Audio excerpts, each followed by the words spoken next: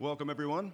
Hope you're enjoying this great week in the business of golf. My name is Brian Kroll. I'm the director of golf at Osiris Country Club, and I'm also happy to be the moderator for a very exciting panel here on entrepreneurship. And we hear a lot about the business of golf, but the business is about more than just on course. It's about what you do with your time off the course, and we have 4 specialists in that area. So this Secrets of Success as an Entrepreneur is going to be a fantastic opportunity for us to learn a little bit more from some successful guys that can tell it like it is. And we've got a great lineup for you. 4 great players from the NFL, and they're doing great things now post their game time careers. So I'll introduce them one at a time. First up, not only a popular former NFL player, but also a network broadcaster who now serves as CEO of the NFL Alumni Association, which supports the health, financial, and social needs of 5,000 former players, coaches, officials, administrators, and cheerleaders. He was a former defensive back drafted by the Dallas Cowboys in 1976 and later played for the New York Giants and the Tampa Bay Buccaneers. After his playing career, he was a network analyst on NFL games for both NBC and CBS. He also worked as a sports anchor before becoming a sports director at KYW-TV in Philadelphia. He was inducted into the Broadcast Pioneers of Philadelphia Hall of Fame in 2012. And another nice note, the man's an Eagle Scout. Please welcome Beasley Reese.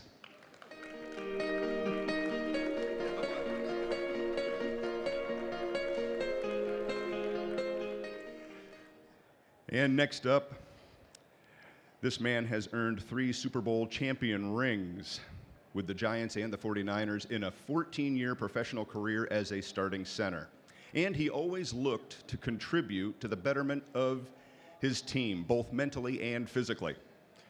He now serves as the president of NFL Alumni, the oldest and most recognizable national organization of retired professional athletes.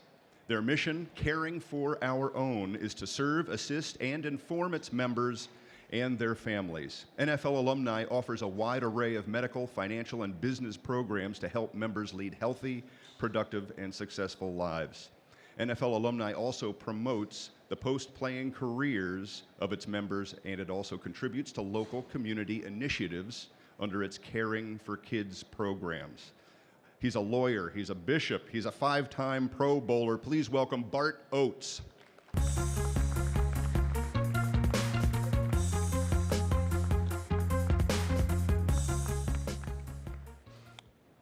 Our next panelist had a distinguished career over 2 decades as an NFL quarterback, most notably with the Philadelphia Eagles. He's an author, he's a Pro Bowler, NFL Player of the Year in 1980, and today he splits time between professional television commentary and golf course ownership.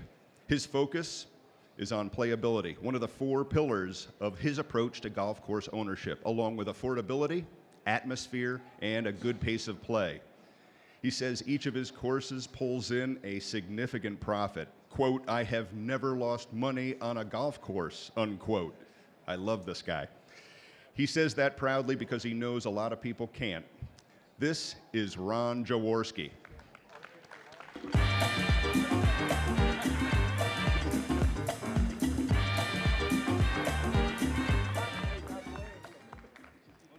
And finally, an NFL running back for 13 years, primarily with the Buffalo Bills, also the Dolphins, Pro Football Hall of Famer, Super Bowl 4 consecutive years, Pro Bowler 5 times, NFL's Most Valuable Player, and NFL Offensive Player of the Year, both in 1991. Buffalo Bills Wall of Fame has number 34 retired for the Buffalo Bills. Now, he's the president of 34 Group, a minority-owned construction company based in Western New York. He's been involved in a lot of different initiatives, telecommunications, energy, and again, this guy is a legend in the NFL. Please welcome Thurman Thomas.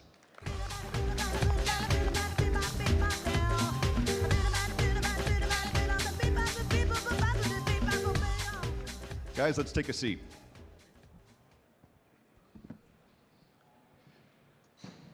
Well, I know Mr. Jaworski is involved in golf, having golf course ownership under his belt. I'm assuming we have 4 players up here. You guys all like the game of golf? I love it. I mean, I actually had a text this morning from Andre Tippett, who used to play for the New England Patriots, at 6 o'clock this morning saying, Tiger's going low today. So that's how much I'm involved with golf. I have friends like that text me about golf all the time, but I love the sport. My first time being here at this event, and man, it's absolutely gorgeous. And we were talking about the importance of growing the game in places like Buffalo that doesn't have a very long season. Golf simulators are out there. Folks, check that out. But guys, this is going to be a real treat for me just to hear from all of you. And, you know, in golf, we have the Champions Tour. So it's almost like a rebirth, and they get a chance to try this all over again. Not so much the case with the NFL. So I give you guys credit for looking ahead and finding that next business opportunity in life. And I wanted to talk to you a little bit about your definition of entrepreneurship and what it is you guys think are important qualities to take your business to the next level after perhaps an already successful business has closed. Thurman, why don't we talk with you first? Well, I think for me, going over from the NFL to the business that I'm in now, a minority state-owned company in the state of New York, you know, I think the one thing that I've learned throughout the business that I'm in construction is that, you know what, we miss the trades that we used to have way back when. And so with our company, me and my wife and what we do, we go to a lot of communities and communicate with people. I think that's the most important thing that we've learned since we've been in business now for 5 years, that the communication that you have to have with your company and the community that you might be building a project in. I think the communication is definitely, like, for my part in my business, because as much as I love having the people that are like 45, 50, I want the kids that are 20, 25, 30 years old, and those are the kids that really kind of grow your business, because they're going to be in it for a long period of time. So for me, I think communication is the most important thing in my industry. I'm sensing some teamwork here too. Way to go, Thomas team. I love that. And community engagement is so important in business. Ron, what are some keys for you? Yeah, I was very fortunate to play 17 years in the National Football League. And the lessons I learned were many. But probably one that stands out is to learn from your mentors. And to me, that was coaches. And I played for guys like Don Shula, the winningest coach in the history of the NFL, Dick Vermeil, Buddy Ryan, Marty Schottenheimer, Chuck Knox. All those coaches I played for won over 1,000 games in the NFL. And yes, they were great X's and O's coaches. They knew how to put you in a position to be successful. But I learned from them, it's not just about talent. It's about maximizing that talent. As a leader, you need to maximize the talent of the people around you. So in my business, and I've got 700 employees in my golf company, and if you go to my website, you see the top line is compete every single day. And every person on this stage has learned to compete every single day when we were athletes.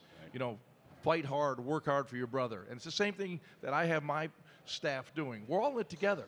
I may be the coach or I may be the owner, but I'm not going to be successful unless my staff understands what we have to do every single day. And the lessons I learn from teammates, from coaches, are the same things that I tell the people that work with me. They don't work for me. They work with me. We're all in it together. So I just tell them, hey, every day we get up, man, we compete every single day to not be good, but to be great. Our goal is to be great every single day. That is fantastic. I mean, that is a lesson we all need to keep telling ourselves over and over again, because it is about team, a teamwork approach. And Bart, I'm going to throw it to you. Yep. That opportunity to be in that arena with teammates and be part of something special. Have you been able to use that and build on that in your business outside of the football stadium? So I'm different than these guys. I was the lineman. I'm the guy that put it all on the line, protected the quarterback. We appreciate that. That's why Ron's face looks so nice. We blocked for the running backs and we tried to avoid the defensive backs. We never could catch them. But it was really about so much. It's knowing that you have to have the right team around you. You're learning, but you've got to put the right people around you and be willing to listen to them You know, not having an ego involved with it, so that, you know, you think your idea is going to be best. It's, you know, the best organizations are the ones that the leader will say, all right, let me surround myself by people that are better than me, and that's what a team is. In football, it was, you know, I was maybe the best center, but there was a lot of other guys who were better at what they did, and relying upon what they do, trusting what they do, that makes a good team. Yep. By the way, I would guess that we have the best jewelry collection anywhere in the Orlando area right here. I mean, you guys have to have an can't awesome wear all collection. his. I know. It's impressive. wear anything. Impressive. Beasley, I'm going to turn to you and ask you a little bit about this. Now, you transitioned from the NFL and went into broadcasting in a very successful career that continues. Talk about that transition and how football helped prepare you for that. Well, I think that's a difficult walk. It's like walking in golf from the driving range to the first tee. That transition from the National Football League is a difficult one for all of us. So I was lucky to be able to go into sports broadcasting, still be around teams, calling games around the country. So it made it softer for me because I was still around the fellas. I think like these guys, I call a lot upon the coaches that I played for, and I played for Tom Landry, Mike Ditka.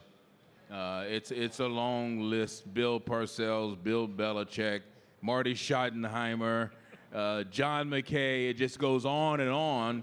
These philosophers, leaders, these personalities that can gather a group and move them in a direction. There's a charisma there. There is a charisma. There's like and with a lot of these guys, there wasn't so much in Belichick. He was more factual and scientific, but a lot of those guys were like a Baptist preacher. You know, they could just energize you and get you excited about the day. One of my great memories, guys, is every morning, Tom Landry from 9 a.m. to 9:30 would give a speech, and it was about life, and it was about family, and it was about faith. I mean, it was life-changing stuff every day. So I think if you're running a business, you know, you need to be a leader. You need to sometimes you have to change the culture that's going on around you to make it more positive, like Ron was talking about. Let's go win every day. Let's be great. And I think a great entrepreneur is a person that understands that it's me, it's my energy that's going to make this successful. Bart, I'm going to switch it up a little bit. And this goes to a little bit of what Beasley was saying. This man right here, primarily with Buffalo throughout his career, but you guys have changed teams a little bit. You've gone to different leadership styles. And one of the things I wanted to ask was, how difficult is it for someone to move from one leader to another? And in this case, there are assistant professionals out here that go from one head pro to another head pro and get different direction, different styles. Talk about moving from one set of leadership skills to another. Well, I started, even before the NFL, I started in the USFL, and my coach was Jim Mora, and he was just high energy, very intense guy. Then I go just a little bit down was Bill Parcells, who was just very demanding, very straightforward about, you know, you do your job, you're here. If you're not, you won't be here. And then I go out to San Francisco when George Seifert was the head coach, and he was typical. If you think of California, right? I mean, sunglasses. He would sit there, and the assistants were doing all the coaching. He would stand there, and there would be entire practices. He doesn't even engage, won't even talk to the coach. He stands there and just watching. And you knew he wasn't really there. He was somewhere up in Northern California fly fishing, you know, in his mind. That's what he was doing. But different styles, but it worked for him, for each of those coaches I mentioned. Each were successful in their own right. Very cool. Fly fishing? George Seifert, yeah, that's. So, Ron, I'm going to move to you. You know, the rest of these guys on the panel. That's what they do in California. They were a little worried about time of possession with the microphone in Ron's hand, but this has been very balanced, very balanced. Hey, and by the way, that really is Beasley's voice. He So, Ron, pulled out that announcer's voice, didn't he? The announcer's voice. Yes. Beasley Reese here. let me ask you this. So, in recruiting for your business, you find, let's call them players, we'll keep the analogy going, and you bring in someone who has all the qualities, the resume is there, and yet they don't seem to fit into your structure. How much time do you spend trying to help them join the team, or do you say, you know what, maybe it's time to trade this guy? Well, I've kind of come through the years of being in business that you hire slow and fire fast. You take your time going through the process, get the right people. But if they can't adapt to your culture, sooner or later, you're going to let them go. And you're better off moving on from that person before it becomes infectious. And it's like cancer. You get one bad apple, and all of a sudden you got 2, you got 4, you got 6. So if you sense that person doesn't fit in your organization, you better be darn sure you don't keep in the organization. So we in our human resource department we are very in depth in how we interview people and make sure that they are a right fit. And quite honestly, I look at a lot of resumes myself, and this is just me, and other people do it a different way. I kind of look on the resumes that were they involved with sports, men and women. That's an edge. Because you know, you're going to get knocked down. We've all been beaten up, but you keep getting back up. And if I'm bringing someone even to work in the pro shop, you know, and they're going to deal with, you know, a couple hundred customers a day, the minute someone gives them a hard time, I don't want them to wilt. I want them to bow their back and compete. So if you've played sports at any level, you know, high school, junior high school, little league, you've been knocked down a little bit. You had your nose bloodied a little bit. And so you get a little bit tougher for it. So I look on resumes for people, if they've been ladies in field hockey, basketball, softball, guys, maybe football, baseball, whatever, but some competitive sport, and particularly a team sport. Because, hey, we all played football, the consummate team game. In business, to me, it's the consummate team game. Everyone working together. So hiring is very, very important. We take it very seriously. That is a great point, and I'm going to move to So Brian, Thurman here. listen, Yes. and Ron knows what he's talking about because he's been knocked down. I saw Lawrence Taylor hit him so hard. It was I was having a unbelievable, and good he got day, up so- from it. I thought he was dead. And All he right. got up and completed the next pass. Ron, the worst hit ever. Does it stand out? Was there a sack that just you can't get? You wake up at What? night. What are we talking about? Well, I actually did, and I'm not bragging about this, but when I retired in 1990, I was able to get my medical files, and you can't take them or anything, but you can look at them. They're probably gone somewhere now. It's been so long. But I had 32 logged concussions on my injury report. Jeez. 32. Oh, now, only twice as I knocked out, but fortunately the athletic trainers did a great job. If I saw the twinkling of the lights, they would at least put it on my report. So We're having some so fun now with if it, there's but man, anything that's a I mess serious up, now you know that's why. a serious issue. and the league has done a great job with handling concussions and making them, you know, less right now. Well, I think they're getting good input from good people that are sitting to the left of me here. I'm going to move to Thurman Thomas here for a second. Ron, you brought up something great about human resources and taking your time hiring people. I think a lot of business owners say, well, we're small. We don't need that. We'll wait until we get bigger to really put that amount of time and effort into the hiring process. What is the Thurman Thomas take on that? I think Ron's absolutely correct. I mean, we got into the business back in 2014, and we were a new business, and everybody was excited for us, and we were excited for ourselves. But I think we hired too fast, too soon, and it was a disaster for us. I mean, after a couple of years, maybe we talked about shutting the company down. I mean, that's how much of a disaster it was because we grew too fast as a company. But, you know, when you're in this business, you meet people, you talk to people, and boy, we ran into somebody that really had the knowledge for us, who's actually our new CEO right now, that turned everything around quickly for us. And we have been knowing him for a couple of years. And so I definitely think with that, what Ron said is exactly right, man. You have to What was it? Hire slow. Hire slow, fire fast. And That's a bumper sticker from the panel right and there. After, Hire the slow, first, fire after the fast. first couple of years, that's what we did. We brought in a couple of guys that knew how to turn our business around, and we did that. And that's the hardest part, really, firing somebody that you kind of depend on, that grew with your business over the first couple of years.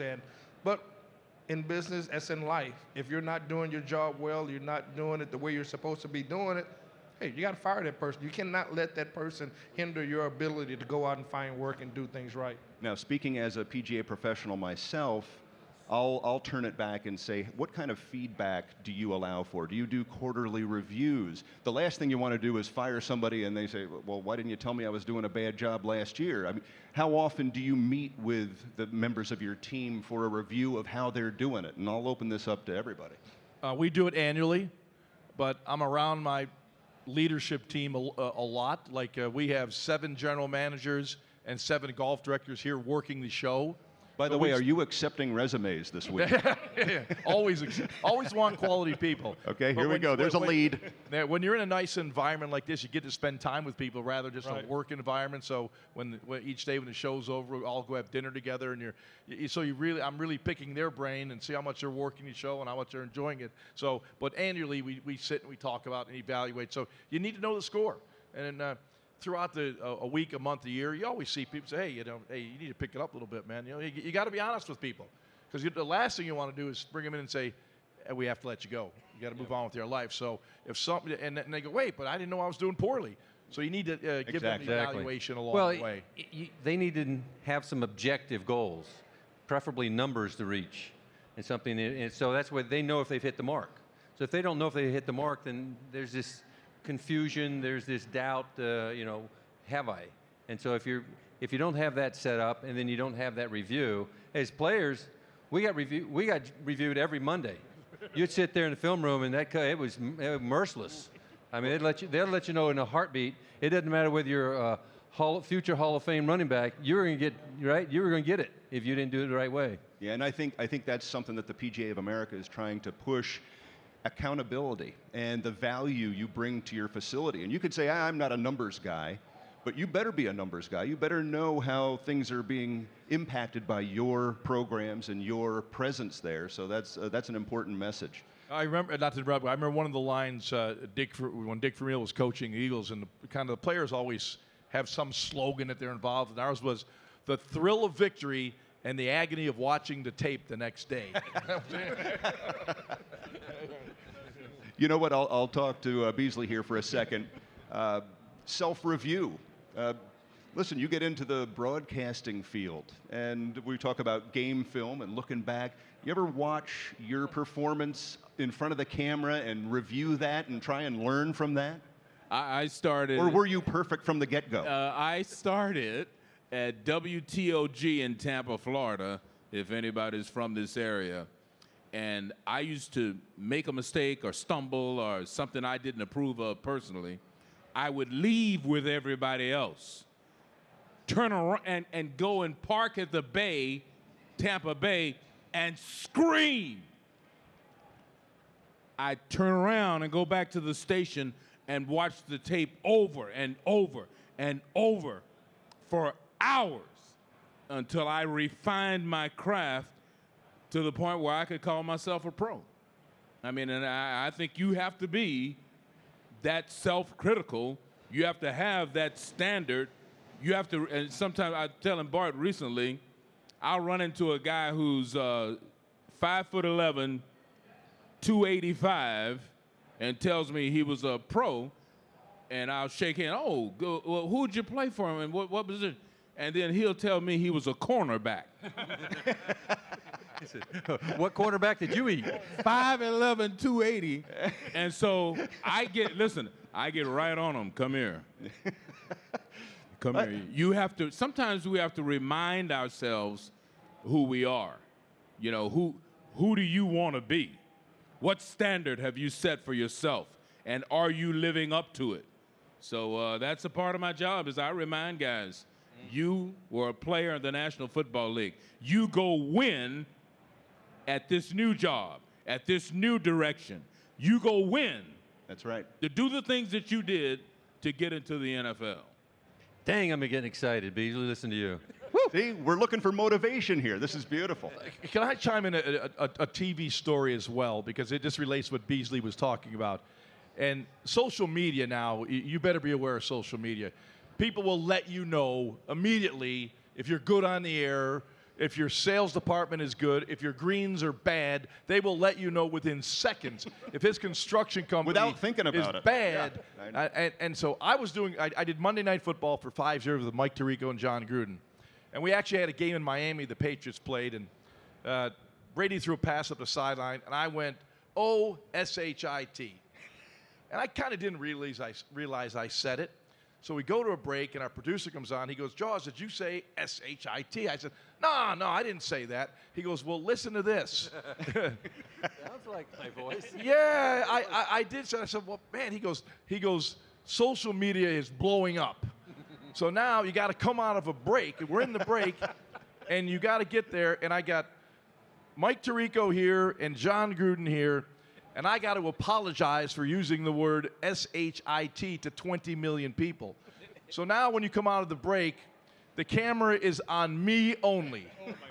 And I got Mike and John are next to me, and they are laughing like you could not believe. And I'm trying to keep it.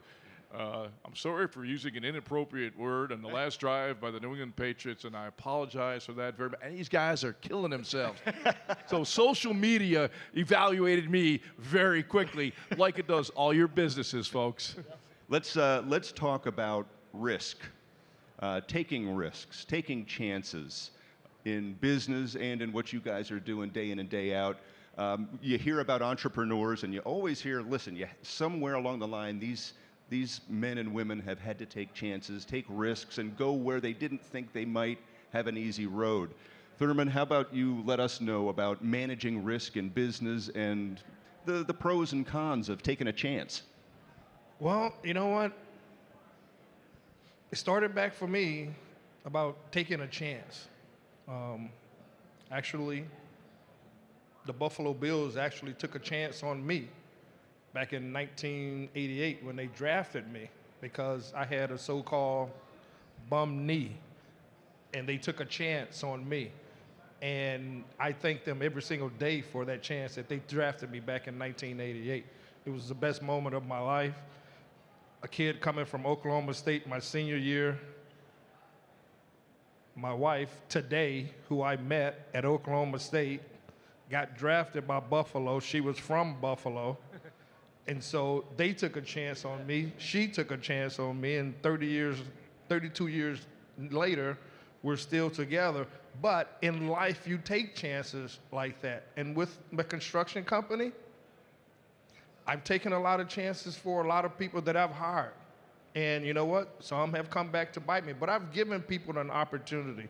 I'm a minority-owned company, so I look for minorities and have them and take a chance on them all the time. It's not because, that's what I have to. That's what I want to do. I want these minorities to be successful, and that's why in the construction business, yes, it's very risky business. But my wife and I take it very, very slow and very, very seriously on some of the people that we hire. Some of them have been bad mistakes. Some have been good mistakes. But you take a chance on people, and I think when you take a chance on people that might have an opportunity to succeed beyond what we're trying to get them to do, that works for me, that works for my company, and that works for my family.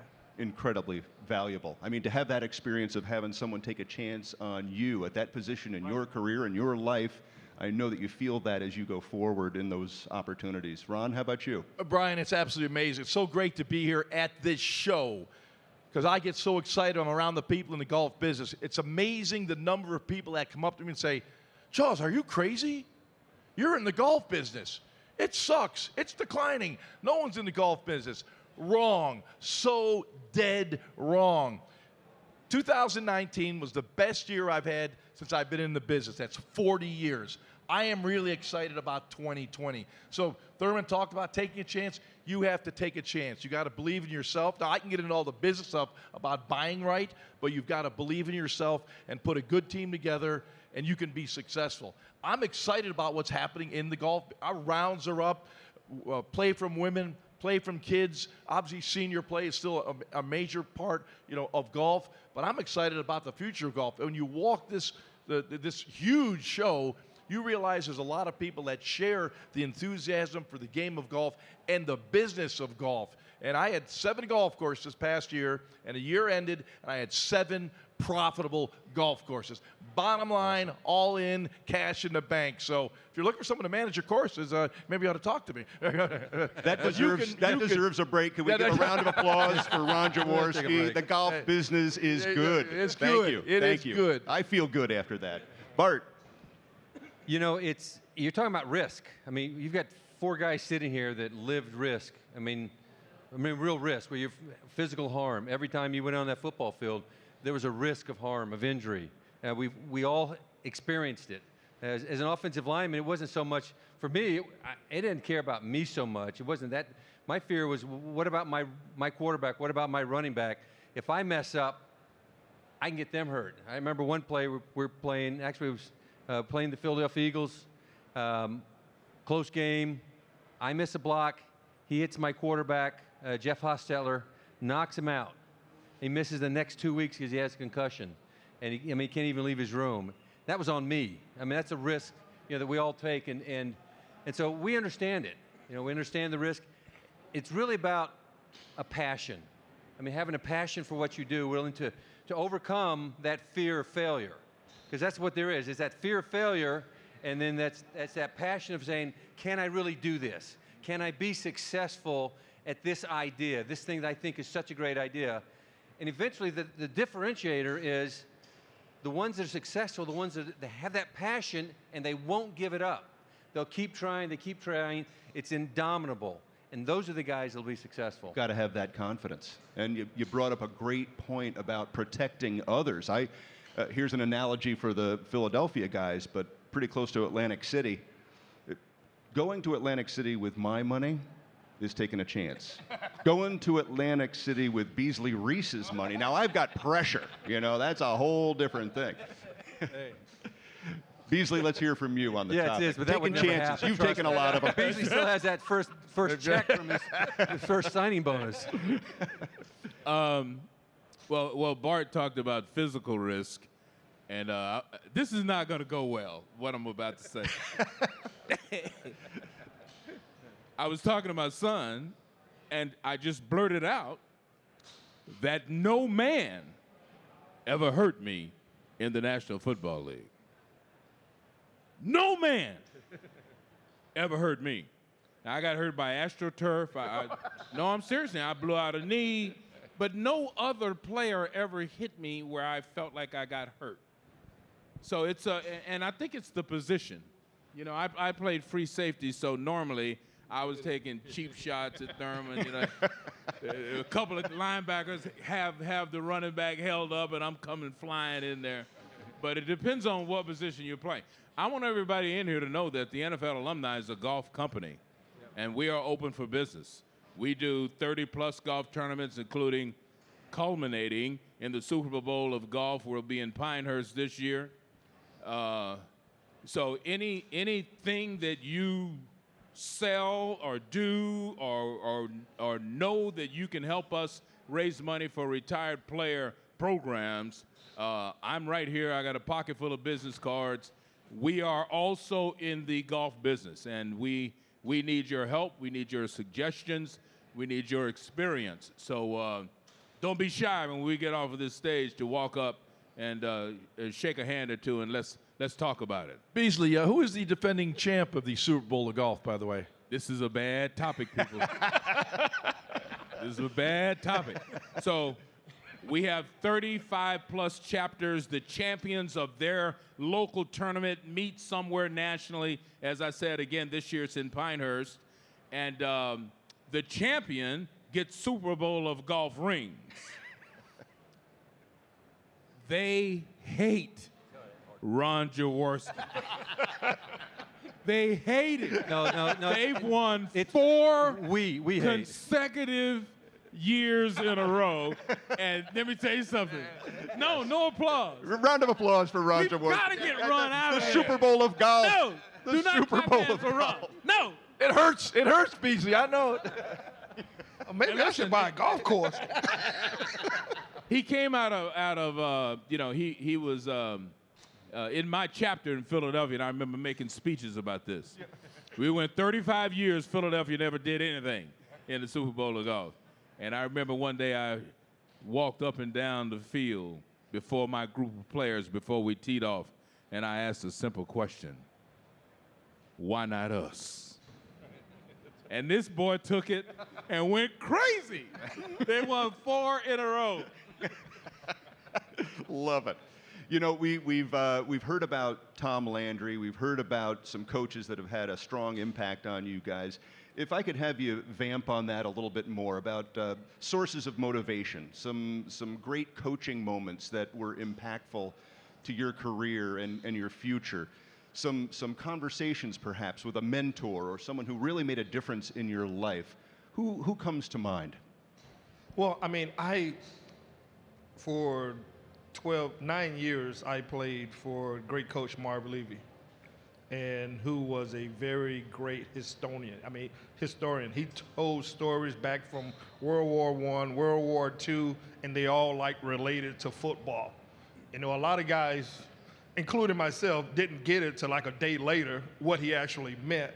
But he was such a great leader of men, he wasn't a screamer or a hollerer or anything like that. And it was what these guys said before.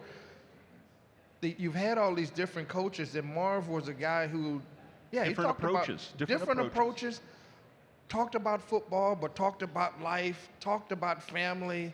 You know, he would come up to myself and my wife and be like, hey, how's Olivia doing? Instead of, hey, how you been doing? It's about our kids, our family. Have you talked to Bruce lately? How's Jim doing? And he still does that today, and he's, 96? That's incredible. 96 years old. Yep. But I think for me, having Marv Levy there was great. But the guy that I leaned on so much in my career early on was my running back coach, Elijah Pitts. He played for the Green Bay Packers, and he was there the first Super Bowl, the second Super Bowl. With Vince Lombardi, and just telling all the stories about how he raised these men and how Vince was so hard on them. And when I got to talking to Eli, I was like, you're not going to be hard on me, are you? and he wasn't. But the stories that he told. You feel like you're a part of history. I'm a part of history. Being with this guy, talking about Vince Lombardi, Jerry Kramer. He went through all the old Green Bay Packers, all the great football players that played for them. And the last one I talked to, who passed away a couple of years ago, was Jim Taylor, and very good friend of mine. And we would always sit by each other at the Hall of Fame every single year, and got to know Jim very, very well. And all of the things that he said, the same things that Elijah Pitt said about being a leader, but more importantly, being a good person. Trying to be a good person every single day. Great message. That's what Elijah Pitts taught me when I was with the Buffalo Bills and he was my coach. Good, bad. After every Super Bowl loss we had 4. But he was like so positive about it. Like, you got to come back and be better next year. You got to come better and do better than what you did the year before. And so when you hear words like that, all that positive stuff coming back and forth from all these coaches from way back, man, it has helped me mold myself into the person I am today. Surrounding yourself with good people. Ron, who comes to mind? Mentor, Dick inspiration? Vermeil. It was Dick Vermeil, and probably all of us on the stage have been impacted by great coaches and great leaders and great teachers and great mentors. And, my dad passed away when I was 19 years old, so as a young man, I kind of got off the beaten path a few times. My mom was phenomenal, but she wasn't the disciplinarian my dad was. And then I go to Philadelphia, and Dick Vermeil is the head coach, and he really became my dad. He would chew my butt out. He would pat me on the back. He would hug me. He would do all those things that a dad does. And to this day, we still talk on a weekly basis, at least twice a week.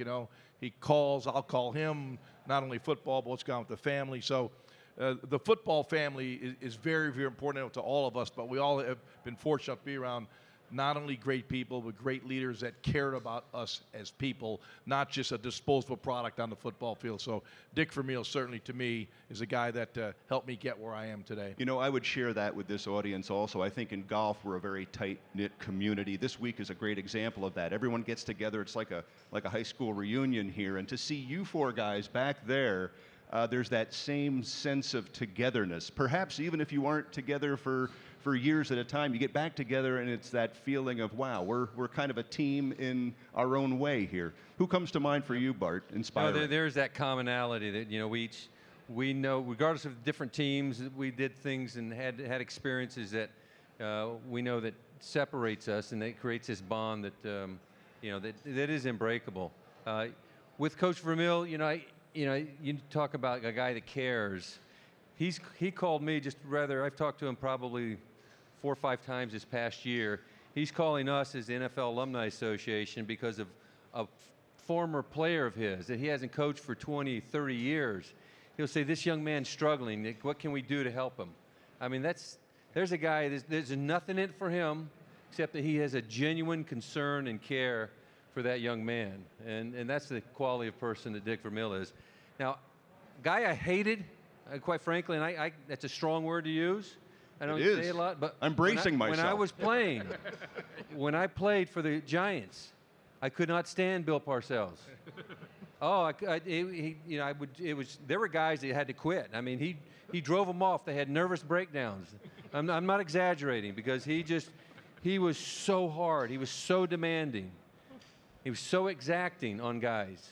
And if you couldn't take it, matter of fact, you look forward to the games where you'd have live action because Bill Parcells couldn't get on the field and you were protected from him, So it's this, but as I look back, on it, I'm saying he had a plan. He knew exactly what he was doing. He was weeding out the guys that were going to fold into pressure, that weren't going to get the job done when it really counted on the field. And he put so much, and so he just made it, so mentally, when you got on the field, nothing was going to be more difficult than having to endure practice with Bill Parcells. And so But he clearly earned your respect in that way. I mean, yeah, it was a style that worked for certain people. I watched him. I loved to watch him work, right? During practice, he would just subtly move around and he would make comments. And he wasn't yelling at people, but he would make comments and you would know what he meant. He would prepare guys for the games. He would always know which positions going into the game were going to be the critical positions for that game. And if he figured it was Jerry Ball for the Detroit Lions and I was playing against Jerry Ball, he would ride me that whole week and make sure I was ready for that game. And he'd say, Jerry Ball lit you up last time. I said, you gonna let this happen again, Oates? He'd always say, counselor, you gonna let that happen again?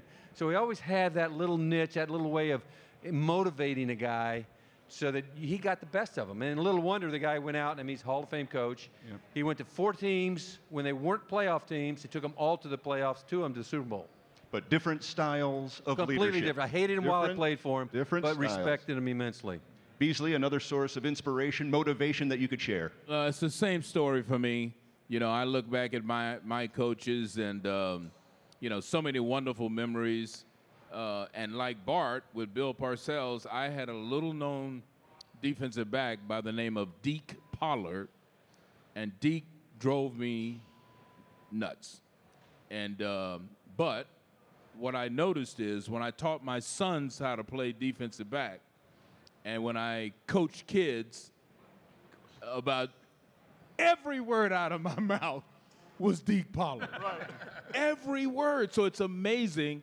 All of these coaches, and in your life, you're around a lot of people. They all put a little touch of magic on your shoulder.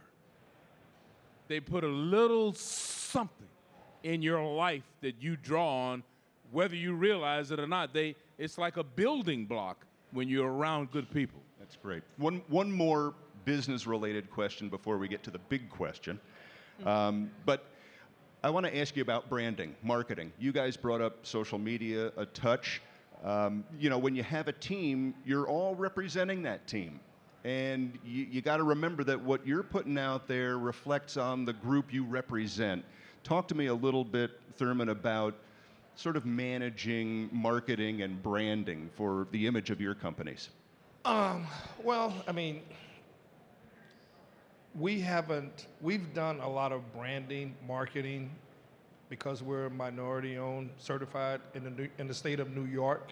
We've branched out a little bit, but really haven't, maybe into Florida. But I think when you think about marketing and branding, the people that you want out there doing it, they got to have the same passion that you have, that I have for my brand. Even though my brand is Thurman Thomas, and it's the 34 group.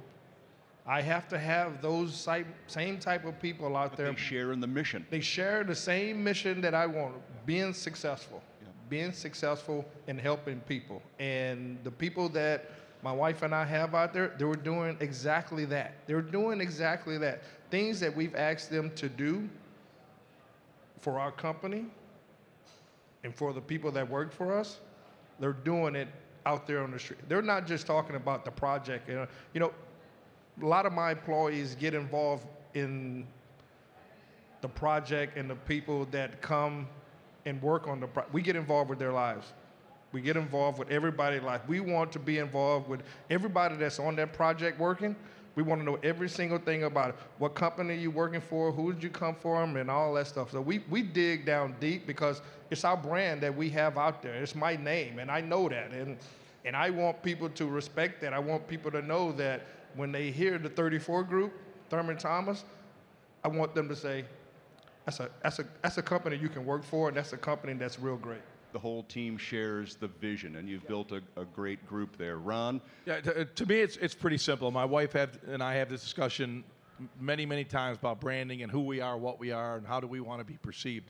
And my wife simply says, we're going to do the right thing. No matter what it may be, we're going to do the right thing. And we don't know what it might be, but we're going to do the right thing. And that leads me to something that I know with the group guys on the stage, how much they're involved with charity. And I have a foundation which has been around for 36 years. And we'll be having our 36th annual Ron Jaworski Celebrity Golf Classic in Atlantic City. Through that tournament, support of these guys and other NFL players, we've raised over $5 million for at-risk youth in our community. And those are the good things that we can do through the game of golf and through great relationship with dear friends like I have up here. But do the right thing, give back to the community, and your customers will be aware of that. And they will support you if they know you're not some greedy pig trying to get every dime out of their pocket, but we're actually giving bikes away and sending kids to school and doing those types of things that really do have a bigger impact on the community than we could all ever imagine. Isn't golf a great vehicle for charity? Way. I mean, it's the best. Bart, some thoughts on branding, image? Well, I have the privilege of working with Beasley closely in the NFL Alumni Association, and so we have a fairly strong brand. It's very recognizable, and we just have the opportunity to work with former players like Thurman and Ron to make a difference in other people's lives, former players who aren't doing near as well, and other organizations, charitable organizations that want to use our brand to help send a message or raise money for what they're passionate about. And so we understand it. We live it every single day and are out and looking for those relationships that are synergistic to what we're doing, what we're trying to accomplish. Very nice. Beasley? Well, we are a marketing company. We are a golf company, and we are a charity. We annually, historically, average over $1 million a year making donations to local children's charities to our various chapters. So we're very proud of that, and that's part of our branding. When you say NFL alumni, we want you to think these are guys that are giving back and caring for kids. We also want you to know that we're caring for our own. When you talk about being a marketing company, I'm walking around here to every booth and shaking as many hands as I can, because what we do is we help you market your brand. We put you on our websites, we engage you with our famous alum, and we help you sell your goods and wares. So we are a marketing company the other way, helping you market your brand. So that's why we want to engage with you. And I'll see you out on the floor. Just grab me.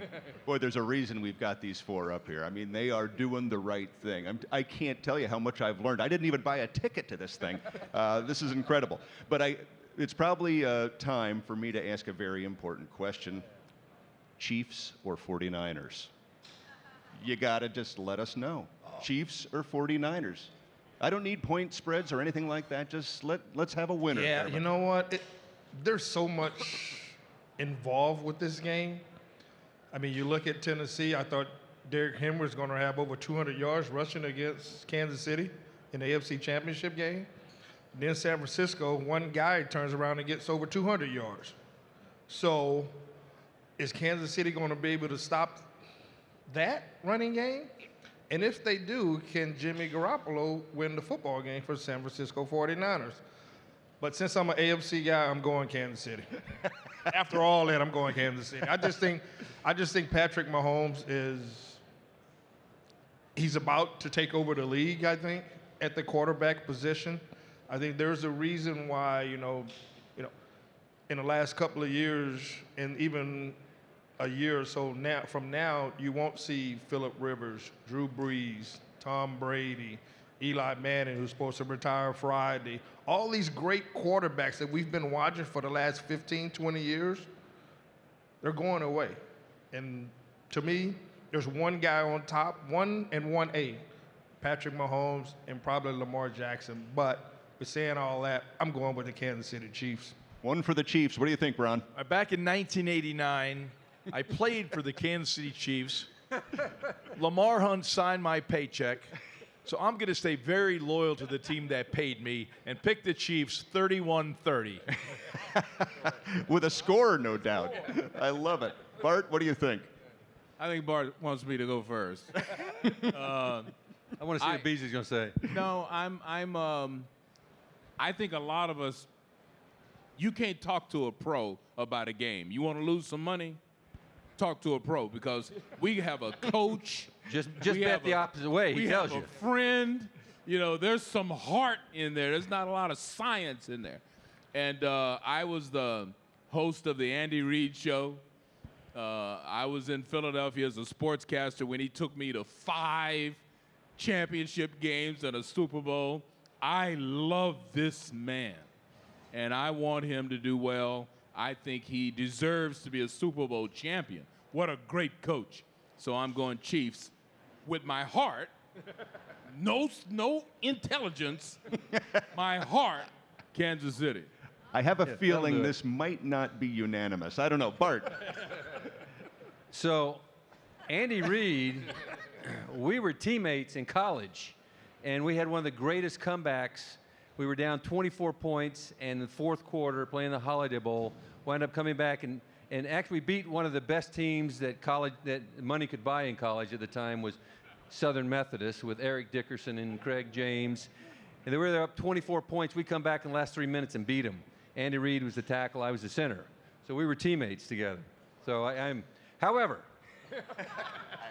Don't bail on him. so the 49ers have, in their franchise, the history, they've won 5 Super Bowls. Now I was privileged after 9 years with the Giants. I spent my last 2 years with San Francisco. One of them in 1994 being the last championship, that 5th championship that they've won. And no, this is not the ring from that championship, nor is it the ring where we beat Thurman's team. But anyway, that's neither here nor there. Wow, look at the time.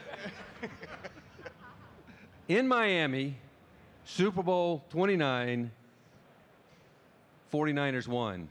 The 49ers will win again in Miami for their 6th championship. Well, Yeah, there you have go. it, folks. And No science, pure emotion. listen, one of the things that I want to end with is clearly we've got class acts up here. We've got successes on the field and off the field. I hope you've been as inspired and motivated by them as I have.